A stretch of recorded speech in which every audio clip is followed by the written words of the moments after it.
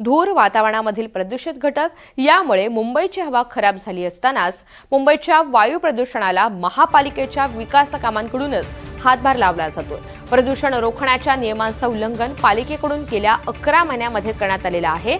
त्यामुळे पालिकेच्या सुरू असलेल्या 1029 कामांना प्रशासनाने कानेदाखवा नोटीस बजावली आहे। विशेष म्हणजे 153 बांधकामांना काम थांबवण्याची नोटीसही देण्यात आली आहे।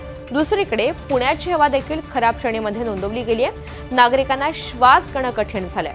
हवामान विभागाच्या या काशावर लाल रंग दिसतोय, म्हणजे हवा धोकादायक असल्याची माहिती देण्यात आली आहे।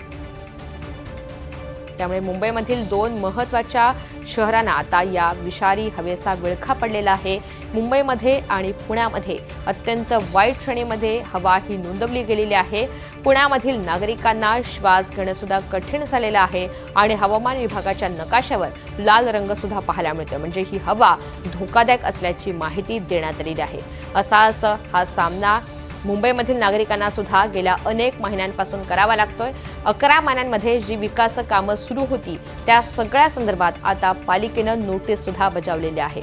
मात्र कुठेतरी नियमांचं उल्लंघन हे पालिकेकडून सुद्धा झाल्याचं पाहायला मिळतंय। प्रदूषणाला महापालिकेनंच हातभार लावल्याचं एकंदरीतच चित्र मुंबईमध्ये पाहायला मिळतंय।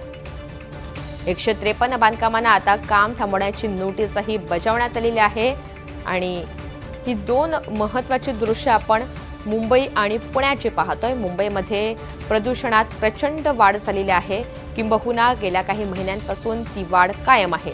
दुसरीकडे पुण्यामध्ये पुण्याची हवा खराब श्रेणीमध्ये नोंदवली गेली आहे आणि त्याची ही माहिती आपण पाहतोय।